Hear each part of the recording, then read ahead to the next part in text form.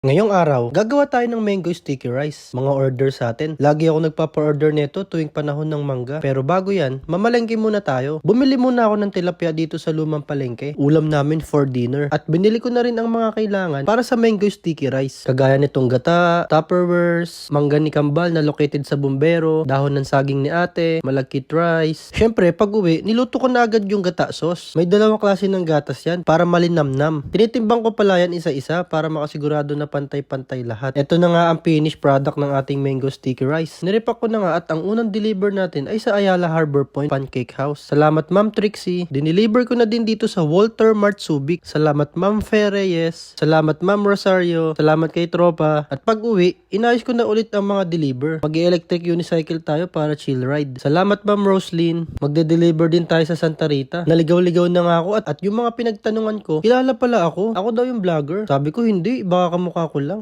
Hindi kasi ako familiar dito. Hirap hanapin ng bahay ni Ma'am Bebs. Sakto pag tanong-tanong ko, may birthday. Napatagay tayo ng shot puno. Nagpicture-picture na din at nagbigay na rin ako ng mga sticker sa ating mga sumusuporta. Kaya maraming salamat po sa inyo. Sa wakas nakita ko na rin yung bahay ni Ma'am Bebs. Binigyan niya rin ako ng tinitindan niyang creamy inutak. Tikman ko daw. Salamat kay Joshua ng Tilerin. Salamat kay Ma'am Chi Mesaki. Nag-deliver din tayo dito sa Albacara. Salamat Ma'am Ruby. Syempre, salamat din po pala sa mga unang nag-order sa atin. Kila Ma'am na owner ng Adisa Restaurant, kay Sir, sa aking inaanak na si Wiz, kay Ma'am May Rosel, kay Ma'am Kinely na owner ng Abel's Barbecue, at kay Boss Jeb Jeb. Maraming salamat po sa lahat ng nag-order. Message lang po kayo.